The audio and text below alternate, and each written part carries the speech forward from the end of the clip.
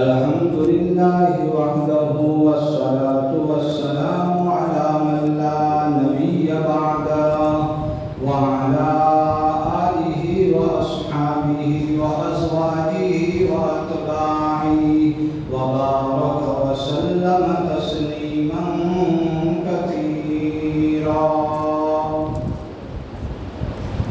أما بعد فقد قال النبي صلى الله تعالى عليه وسلم: يقول الله عز وجل: من عمل حسنة فله عشر أمثالها ومن عمل سيئة فجزاء مثلها أو أغفره ومن عمل قراب الأرض خطيئة ثم لقيني لا يشرك بي شيئا جعلت له مثلها مغفرا ومن اقترب إلي شبرا اقتربت إليه ذراعا ومن اقترب إلي ذراعا اقتربت إليه باعا ومن أتاني يمشي أتيته هرولا أو كما قال عليه الصلاة والسلام. اللهم صل على سيدنا ونبينا ومولانا محمد وعلى آل سيدنا ونبينا ومولانا محمد كما تحب وترضى عدد ما تحب وترضى يا كريم.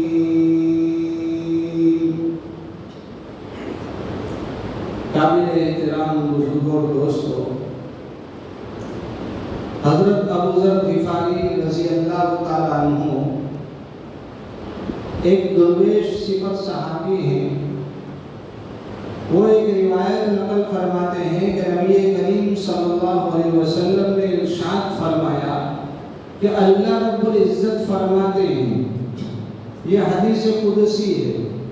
حدیث قدسی کا مطلب یہ ہوتا ہے کہ نبی کریم صلی اللہ علیہ وسلم اس طرح فرمائے کہ اللہ رب العزت نے فرمایا یا اللہ رب العزت فرماتے ہیں، تو اس کو حدیث قدسی کہا جاتا ہے.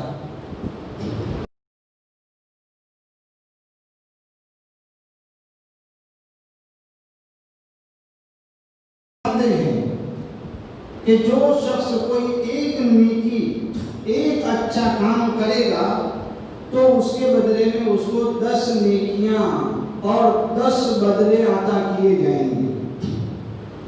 ایک کے بدلے میں 10 گنا اللہ رب العزت کی طرف سے اس انسان کو ثواب دیا جائے گا. وَمَنْ عَمِلَ سَيِّئَةً فَجَزَاءُ مِثْلِهَا أَوْ أَغْفِرُ، اور جو انسان ایک گناہ کرے گا، ایک غلطی لے کر آئے گا، تو اللہ تعالیٰ اس کے بدلے میں 2 غلطیاں نہیں لکھیں گے، 10 غلطیاں نہیں لکھیں گے. فَجَزَاءُ مِثْلِهَا، اس نے ایک گناہ کیا ہے، جتنا گناہ کیا ہے اتنا ہی لکھا جائے گا. اور اگر گناہ کرنے کے بعد اس نے توبہ کر لی تو توبہ کرنے کے نتیجے میں اغفرہ، میں اس کو معاف بھی کر دوں گا. اللہ تعالیٰ کا یہ نظام ہے کہ مومن بندہ اگر ایک نیکی کرتا ہے تو اللہ تعالیٰ اس کے بدلے میں 10 نیکیوں کا ثواب عطا فرماتے ہیں. اور اللہ تعالیٰ کی رحمت کا اثر یہ ہے کہ اگر کوئی انسان گناہ کرتا ہے تو اللہ تعالیٰ اس کے بدلے میں ایک ہی گناہ لکھتے ہیں. حضرت مفتی تقی عثمانی رحمۃ اللہ علیہ فرماتے ہیں کہ حضرت شاہ مسیح اللہ خان صاحب رحمۃ اللہ علیہ نے ایک حدیث نقل فرمائی. حضرت مفتی تقی عثمانی دامت برکاتہم فرماتے ہیں کہ مجھے وہ حدیث کہیں ملی تو نہیں ہے، لیکن حضرت نے فرمایا ہے تو ضرور حضرت کی نظروں سے کہیں گزری ہوگی. اس حدیث مبارکہ کے اندر نبی کریم صلی اللہ علیہ وسلم فرماتے ہیں کہ اللہ رب العزت نے انسان کے پیچھے 2 فرشتے لگا دیے ہیں. ایک فرشتہ دائیں کندھے پر بیٹھتا ہے، دوسرا فرشتہ بائیں کندھے پر، منکر نکیر جن کو کہا جاتا ہے. ایک نیکی لکھنے والا فرشتہ اور ایک گناہ لکھنے والا فرشتہ.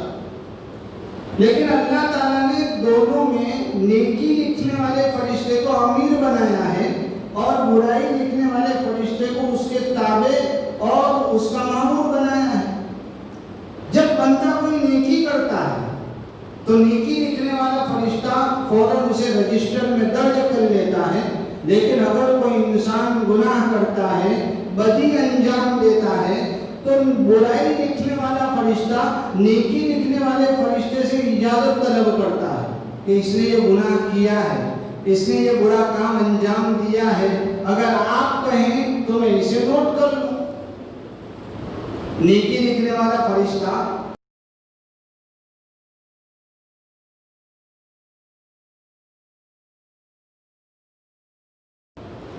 وہ انتظار کرتا ہے، پھر واپس اجازت طلب کرتا ہے.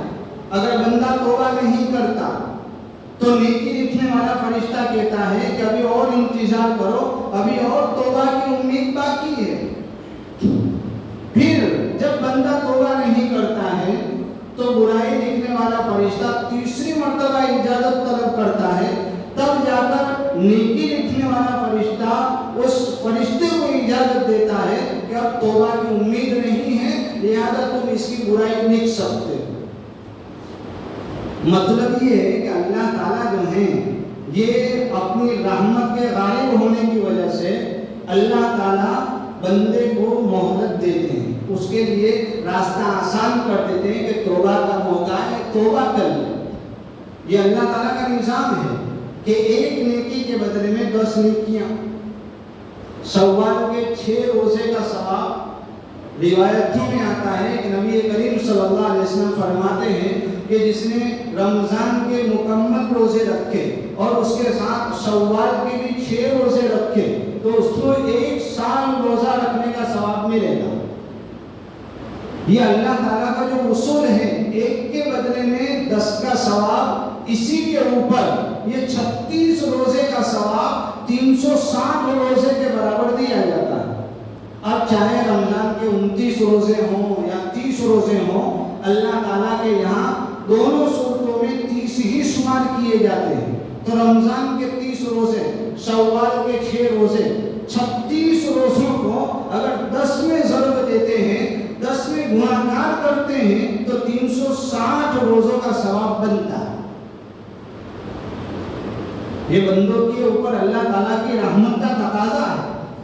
ما یفعل اللہ بعذابکم ان شکرتم وآمنتم. اللہ تعالیٰ تمہیں عذاب دے کر کیا کریں گے اگر تم ایمان لاتے ہو، اللہ کا شکریہ ادا کرتے ہو، اللہ کی نعمتوں کی قدردانی کرتے ہو. ایمان اور اللہ کی نعمتوں کی قدردانی تم کرتے رہو، ورنہ اللہ تعالیٰ تمہیں عذاب دینا نہیں چاہتے. حدیث مبارکہ میں آتا ہے کہ اللہ رب العزت کی رحمت جو ہے یہ اللہ رب العزت کے غضب سے زیادہ ہے. اللہ کی رحمت اور اللہ کے غضب کا جب مسابقہ ہوا تو اللہ کی رحمت جو ہے اللہ کے غضب کے اوپر غالب آ گئی، اور پھر اللہ تعالیٰ نے یہ قانون اور قاعدہ بنا دیا کہ میری رحمت اور میری مہربانی جو ہے میرے غصے اور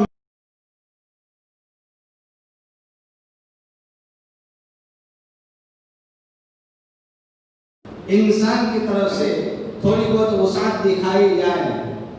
اللہ تعالیٰ کے نبی اللہ تعالیٰ قانون بیان فرماتے ہیں، من عامل خلاف الارض خطیہ، اگر کوئی زمین بھر کر گناہ لے کر بھی آئے گا پھر اس کے بعد وہ میری طرف متوجہ ہوا، ثم لقینی لا یشرک بی شیئا، تو اللہ تعالیٰ فرماتے ہیں کہ میں اس کے اندر یہ صفت دیکھوں گا کہ اس نے میرے ساتھ شرک تو نہیں کیا. شرک کے علاوہ جو بھی اس نے گناہ کیا ہوگا زمین بھر کر ہوگا، اور میرے پاس ندامت کے ساتھ شرمندگی کے ساتھ جب آئے گا مجھ سے معافی مانگے گا تو اللہ تعالیٰ فرماتے ہیں کہ میں اس کو معاف کر دوں گا اور اس کے گناہوں کے بدلے میں میری بخشش اور میری مغفرت اس کے کھاتے کے اندر لکھ دی جائے گی.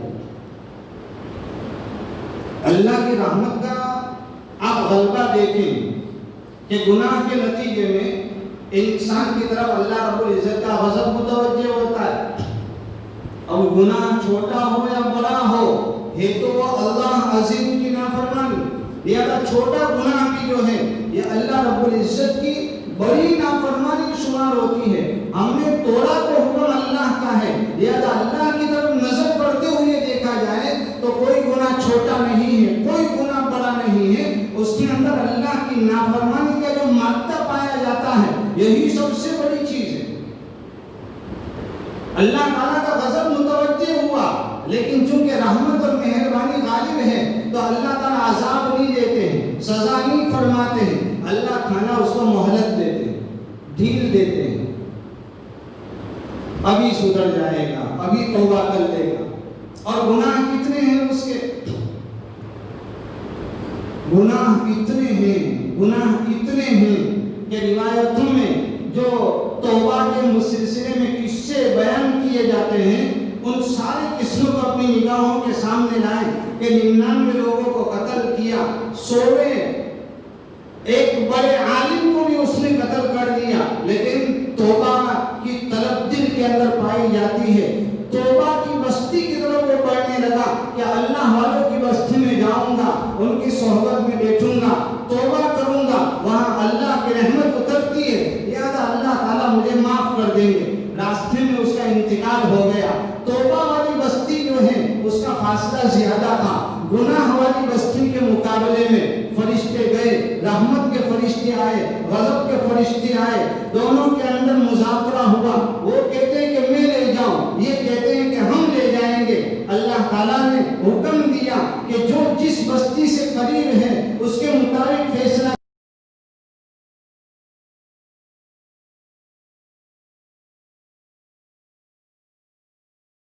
का मामला किया और अल्लाह वालों की बस्ती का जो फासला था उसको कम कर दिया ताकि मेरे बंदे की मग़फ़िरत हो जाए और मेरा बंदा अज़ाब से बच जाए। अल्लाह ताला बख्शना चाहते हैं, माफ करना चाहते हैं। गुनाह जमीन भरकर हो, आसमान भरकर हो, जितने भी बड़े बड़े गुनाह लेकर आए, जितनी भी तादाद में गुनाह लेकर आए, लेकिन शिर्क से वो बचा हुआ था और अल्लाह की तरफ गिड़गिड़ाए, रोए, तौबा की। दोस्तों, नेकी के कबूल होने के अंदर शुबा हो सकता है, लेकिन तौबा के कबूल होने के अंदर कोई शुबा नहीं है।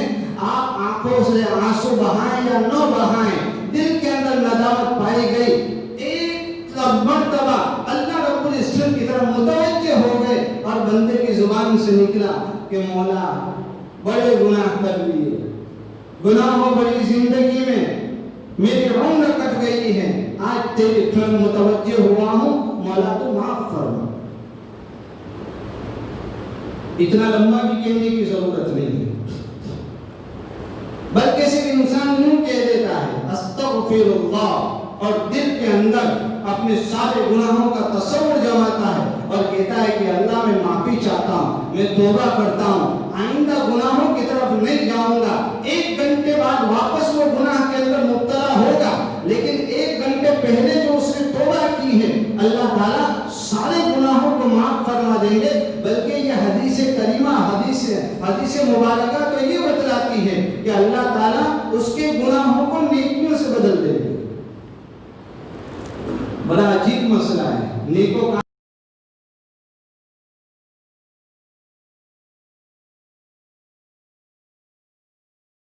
आता है नदामत के साथ, दिल की शर्मिंदगी के साथ अल्लाह की तरफ मुतवज्जे होता है और अल्लाह ताला कहते हैं जाअल्तु मिस्लहा मग़फ़िरा, मैं उसके गुनाहों के बदले में, उसके गुनाहों के बराबर मैं उसके लिए बख्शिश और मग़फ़िरत का सामान पैदा कर देता हूँ। बढ़ना, हिम्मत करना, अल्लाह की तरफ मुतवज्जे होना जरूरी है।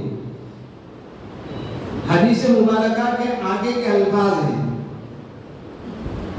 नबी करीम सल्लल्लाहु अलैहि वसल्लम फरमाते हैं कि अल्लाह ताला इरशाद फरमाते हैं मन क़रबा इलैया शिबरन, जो एक बालिश मेरी तरफ बढ़ा, इक़तरबतु इलैहि ज़िराआ, मैं उसकी तरफ एक हाथ बढ़ता हूँ। एक बालिश 9 इंच का होता है, اور ایک ہاتھ کوہنی تک یہ 18 انچ کا ہوتا ہے. یعنی تم میری طرف 9 انچ آؤ، میں تمہاری طرف 18 انچ آؤں گا. مطلب یہ نہیں ہے کہ اللہ تعالیٰ ناپ کے آتے ہیں. حضرت تھانوی رحمۃ اللہ علیہ نے بڑی عجیب مثال سے سمجھایا. اللہ تعالیٰ آگے فرماتے ہیں من اقترب الیہ ذراعا اقتربت الیہ باعا. جو میری طرف ایک ہاتھ بڑھتا ہے میں اس کی طرف 2 ہاتھ کے برابر آگے بڑھتا ہوں، اور جو میری طرف چل کے آتا ہے میں اس کی طرف دوڑ کے آتا ہوں. حضرت تھانوی رحمۃ اللہ علیہ نے ایک مثال سے یہ پوری بات سمجھا دی ہے. فرماتے ہیں کہ چھوٹا سا بچہ ہے جو بھی چلنا سیکھ رہا ہے، باپ سامنے دور کھڑا رہ جاتا ہے، بچے سے کہتا ہے کہ آؤ چلنے کی کوشش کرو.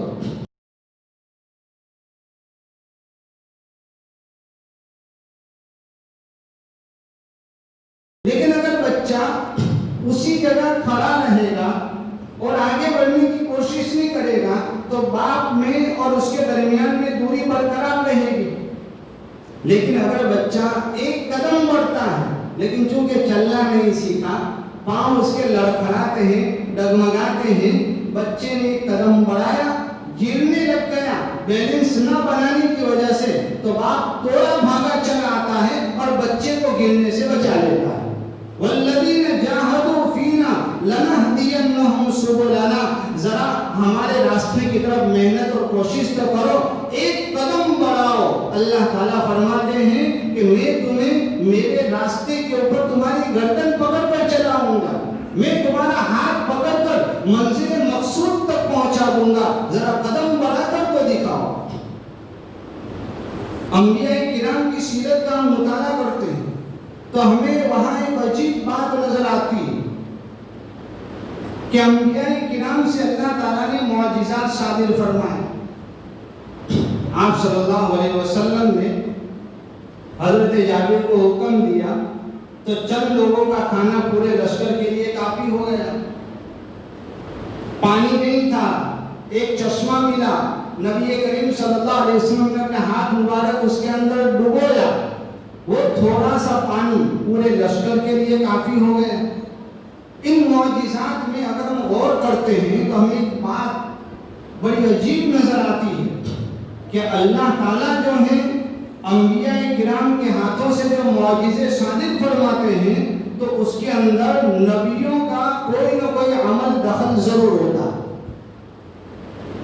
غزوہ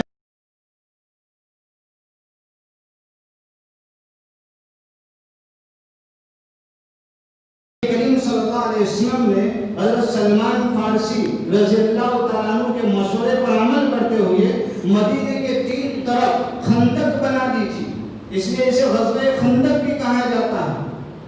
لوگوں نے بڑی محنتیں کی، بڑی مشقتیں کی، بڑا سخت ماحول تھا اس زمانے میں. مدینہ المنورہ پر صحابہ کرام جو ہیں سارے مسلمان اس زمانے کے جتنے بھی تھے وہ سارے کے سارے گھیراؤ کے اندر قید ہیں. کوئی باہر نہیں نکل سکتا ہے، اندر بھی دشمن موجود، باہر بھی دشمن موجود، کھانے کا نہیں ہے، ہتھیار نہیں ہے. ایسی حالت ہو گئی تھی کہ نبی کریم صلی اللہ علیہ وسلم جو ہیں اپنے پیٹ کی بھوک کو مٹانے کے لیے اپنے بدن مبارک پر اپنے پیٹ کے اوپر 2 پتھر باندھ رہے ہیں. حضرت جابر رضی اللہ تعالیٰ عنہ نے دیکھا کہ آپ صلی اللہ علیہ وسلم کا چہرہ بھوک کی وجہ سے سوکھ گیا ہے. گھر پہ گئے، بیوی سے پوچھا کہ کچھ ہے؟ کہا کہ ہاں تھوڑا سا گوشت ہے، 3-4 آدمیوں کے لیے کافی ہو جائے گا. آپ ایک کام کریں، حضور نبی کریم صلی اللہ علیہ وسلم کو دعوت دیں، کان میں جا کر یوں کہیں آہستہ سے کہ آپ 2-3 لوگوں کو لے کر آ جائیں، دعوت ہے آپ کی. حضرت جابر رضی اللہ تعالیٰ عنہ گئے آپ صلی اللہ علیہ وسلم کے پاس اور کان میں جا کر آہستہ سے کہا کہ حضرت 2-4 آدمیوں کا کھانا ہے، آپ کی دعوت ہے، 2-4 لوگوں کو لے کر تشریف لے آئیں. حضور صلی اللہ علیہ وسلم نے اعلان کر دیا کہ جابر کی دعوت ہے، چلو.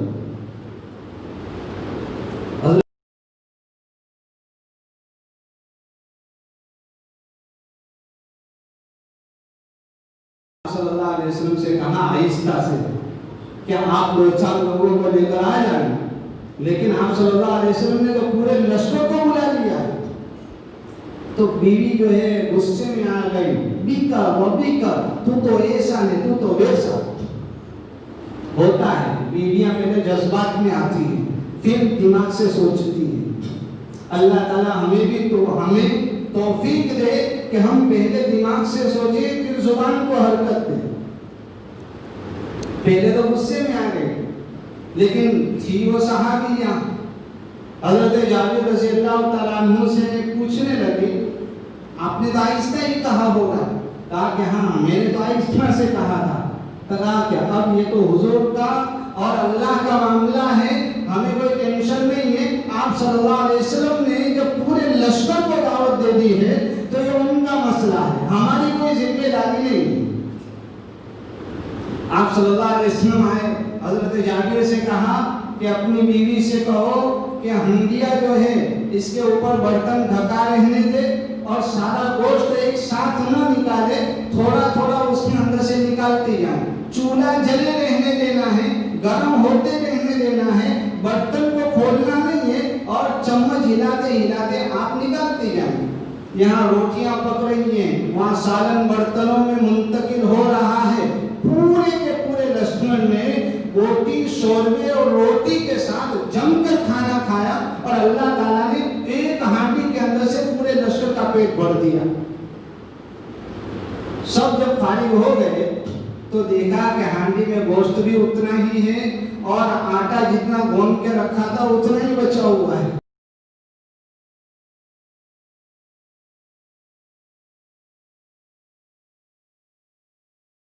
کہ جاؤ بڑی محنتیں کر لی، کھاؤ اور اللہ رب العزت کی دعوت لوٹو۔ نہیں، اللہ تعالیٰ نے کہا کہ دارالاسباب ہے، سبب آپ اختیار کیجئے۔ آپ چولہا جلنے رہنے دیں، ہنڈیا کے اندر گوشت اور بوٹیاں ڈالیں اور اس کو باقاعدہ پکائیں، پھر اللہ رب العزت کی طرف متوجہ ہوں، آگے کا کام اللہ تعالیٰ سنبھال دے گا۔ ڈرتے نہیں لوگ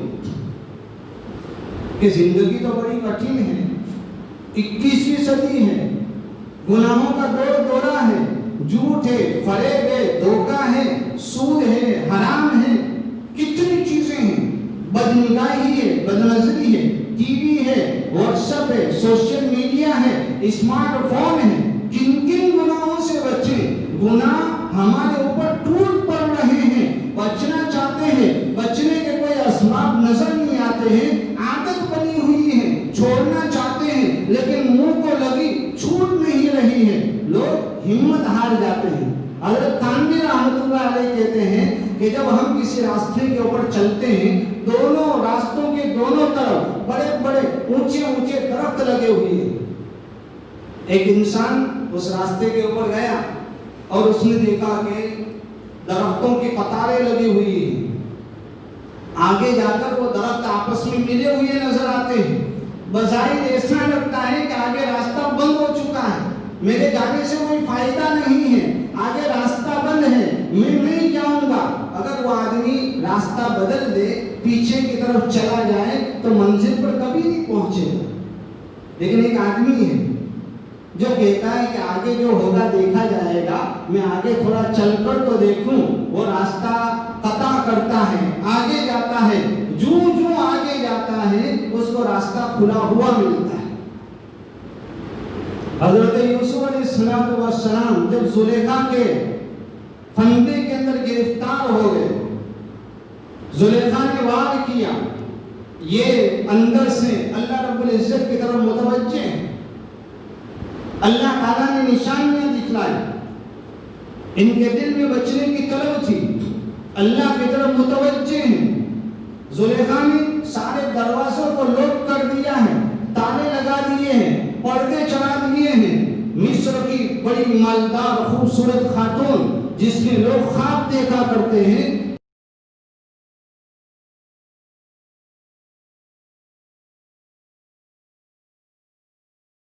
گڑی کے لیے بھی دل میں ایسا کوئی وسوسہ نہیں آیا، لیکن جب زلیخا نے حملہ بولا، جب زلیخا نے ان کی طرف متوجہ ہونے کا ارادہ کیا تو حضرت یوسف علیہ السلام نے دیکھا کہ دروازے کے اوپر تالے لگے ہوئے ہیں، میں صرف دروازے تک جا سکتا ہوں لیکن دروازے کے آگے تو راستہ بند نظر آتا ہے۔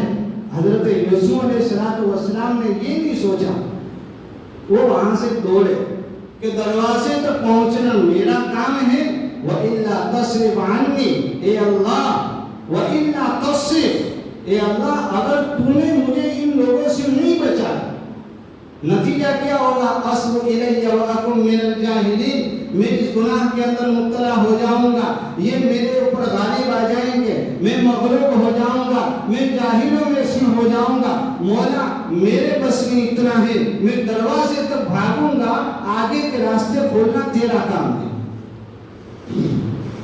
حضرت یوسف بھاگے، اللہ تعالیٰ نے تالے توڑنا اور دروازے کھولنا شروع کر دیا۔ گندی لت لگی ہوئی ہے، گناہوں کے عادی بن چکے ہیں، کسی بڑے گناہ کے اندر مبتلا ہیں۔ اللہ تعالیٰ کی طرف سے قرآن مجید کی آیتیں ہمیں یہ سبق سکھاتی ہیں، نبی کریم صلی اللہ علیہ وسلم کی روایات ہمیں یہ بتلاتی ہیں، ہمارے اسلاف ہمارے بزرگوں کے طریقے ہمیں یہ بتلاتے ہیں اور ہمیں آسان راستہ دکھلاتے ہیں کہ اگر تمہارے گناہ بڑے ہیں، اگر تم 100 گناہ کرتے ہو، 1000 گناہ کرتے ہو، بڑے گناہ کرتے ہو، گھبرانے کی ضرورت نہیں ہے۔ ایک گناہ چھوڑ کے اللہ کی طرف اپنا قدم بڑھاؤ، اللہ تعالیٰ دوڑ کر تمہیں لپک لیں گے۔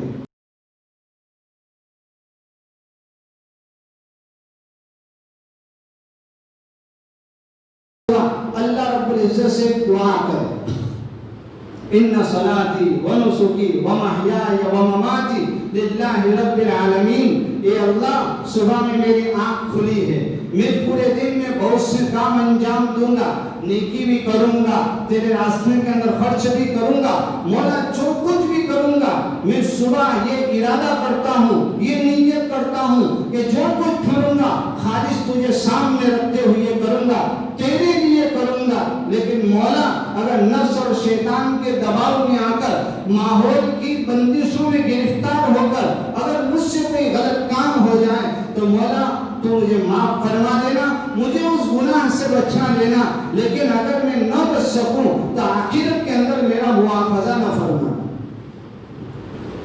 میری پکڑ مت کرنا۔ بندہ یہ ارادہ کرتا ہے اور اپنے گناہوں کی لسٹ بنا کر ایک ایک گناہ کو چھوڑنا شروع کر دیتا ہے تو یقین جانو دوستو 100 گناہ کرتے ہیں، آپ نے لسٹ بنائی بھئی اس میں سے 5 گناہ ایسے ہیں جو میں آسانی سے چھوڑ سکتا ہوں، ان گناہوں کو چھوڑ۔ آگے 100 گناہوں سے بچنا اللہ تعالیٰ آسان فرمائیں گے، ہم کوشش کرتے ہی نہیں، ہم کیا سمجھتے ہیں کہ اللہ والے آئیں گے ہمارے پر نظر ڈالیں گے اور میری کایا پلٹ جائے گی، میں تو اللہ کا ولی بن جاؤں گا۔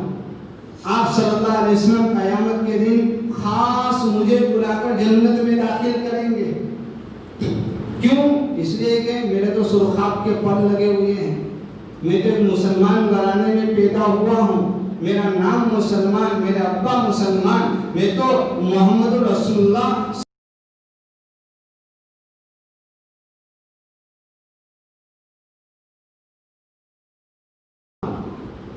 رمضان میں تراویح پڑھتا ہوں، جمعہ عیدین کی نمازیں پڑھتا ہوں۔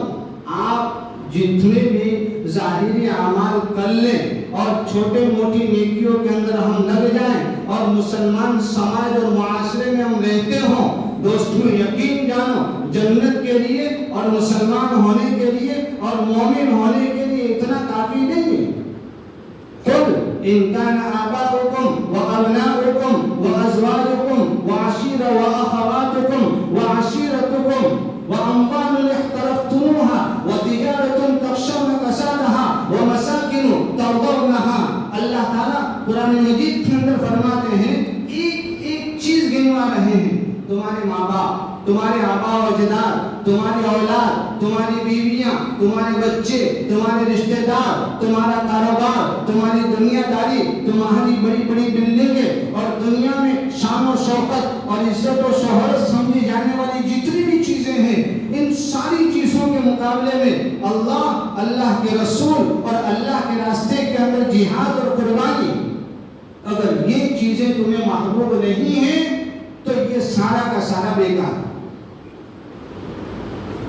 بیوی سے محبت کرتے ہیں لیکن بیوی کے حقوق ادا نہیں کرتے ہیں، باپ کی فرما برداری کے گانے گاتے ہیں لیکن باپ کے حکموں کے اوپر عمل نہیں کرتے ہیں۔ اللہ کی وفاداری اور محمد رسول اللہ صلی اللہ علیہ وسلم کی محبت کے دعوے جتنے بھی کرتے رہیں، جب بیوی سے، ماں سے، دنیا داری سے، رسم و رواج سے، دین، اللہ اور اللہ کے رسول صلی اللہ علیہ وسلم کے طریقوں کا جب ٹکراؤ ہو، اس وقت حقیقی امتحان ہوتا ہے کہ ہم اللہ کے دین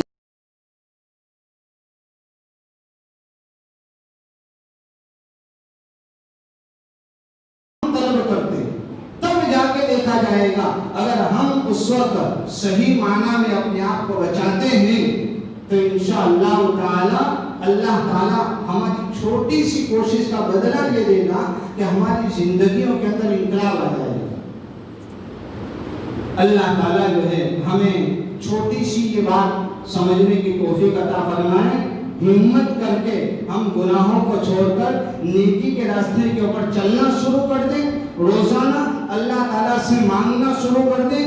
کوشش ہمیں کرنی ہے، اللہ تعالیٰ سے مانگنا ہے، دو کام کر لیں، انشاءاللہ تعالیٰ گناہوں سے بچنا بھی آسان ہو جائے گا اور نیکی کے راستے کے اوپر چلنا بھی آسان ہو جائے گا۔ اللہ تعالیٰ مجھے، آپ کو اور ہم سب کو عمل کی توفیق عطا فرمائے۔ وآخر دعوانا الحمدللہ رب العالمین۔